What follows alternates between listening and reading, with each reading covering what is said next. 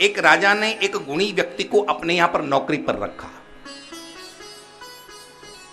और उस गुणी व्यक्ति का यह काम था कि उसे लोगों के विषय में बताना था इसका क्या गुण धर्म है।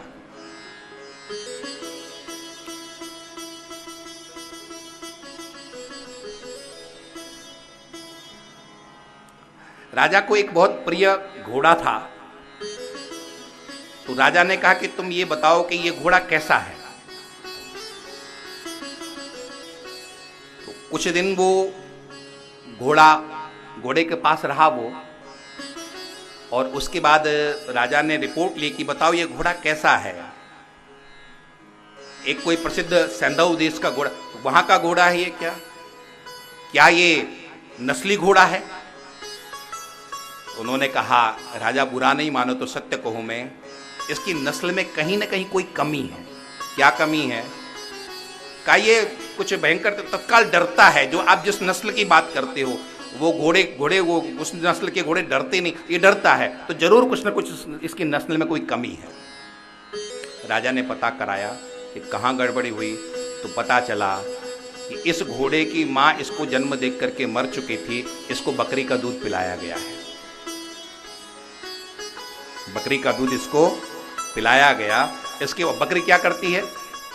बकरी में डर रहता है, घोड़े में डर नहीं, बकरी में डर रहता है।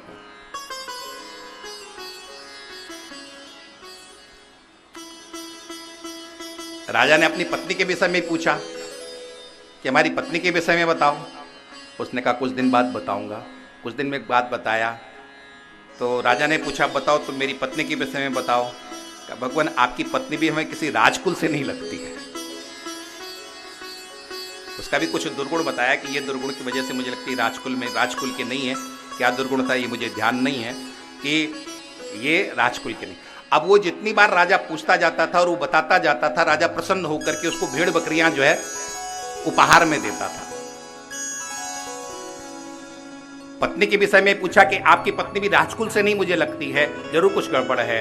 तो जब पता किया राजा ने तो पता चला कि बचपन में ही राजा के पिता ने और उनकी पत्नी के पिता ने, दोनों मित्र थे, और अपने बेटा बेटी से विवाह निश्चित कर दिया था।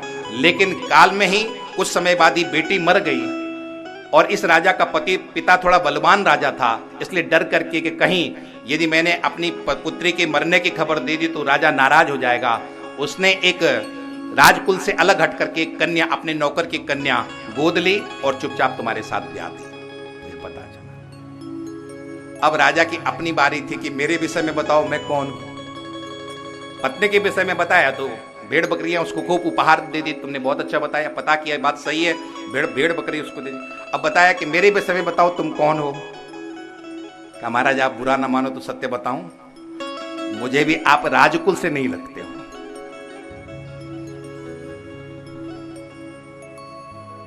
कैसे राजकुल से नहीं लगते हैं? पता करो, आप भी राजकुल से नहीं लगते हो। तो पता कराया गया कि राजा के भी एक ही लड़का था और वो लड़का रास्ते में चलते हुए कहीं उसका देहांत हो गया। अब मेरा उत्तराधिकारी कौन होगा? तो जिस रास्ते में जा रहे थे वहीं भेड़ चराने वाले थे, उस भेड़ बकरी चलाने वालों का लड़का ही उन्होंने गोद ले लिया और किसी को पता नहीं चला, उसी को राजा बना करके गद्दी पर बैठा दिया। राजा ने पूछा कि तुम्हें कैसे पता चला कि मैं गडरिये का लड़का हूं? कहा महाराज अगर राजपुरुष के आप होते तो आप मुझे सोना चांदी गहने जो है उपहार में देते, आप हमेशा भेड़ बकरी मुझे उपहार में देते। इससे पता चला कि आप गडरिये के लड़के, भेड़ बकरी पालने वाले थे। तो कुल बहुत महत्वपूर्ण होता है। आपके घर में आने वाली वो कन्या किस कुल की है ये बहुत महत्वपूर्ण है, और आपकी कन्या किस कुल में जा रही है वो बहुत महत्वपूर्ण है। हमारे ऋषियों का चिंतन है, ये गहन चिंतन है कि कुल कितना महत्वपूर्ण है। तो मैं आपसे चर्चा कर रहा था, यहाँ पर 5 विचारधारा वहाँ पर चलती है विवाह में। कन्या को सुंदर पुरुष चाहिए, माँ को जो दामाद चाहिए वो पैसे वाला चाहिए, पिता को थोड़ा नाम वाला भी चाहिए, और जो कुल खानदान वाले उन्हें क्या चाहिए? कुल ठीक ठाक हो। और आपके इष्ट मित्रों को क्या चाहिए? न उसे दूल्हे की जो है सुंदरता से मतलब है, न पैसे से मतलब है, न नाम से मतलब है, न कुल से मतलब है। वो तो जब भी मिलेंगे तब भी यही कहेंगे भैया मिठाई कब खिला रहे हो। उन्हें किससे मतलब है?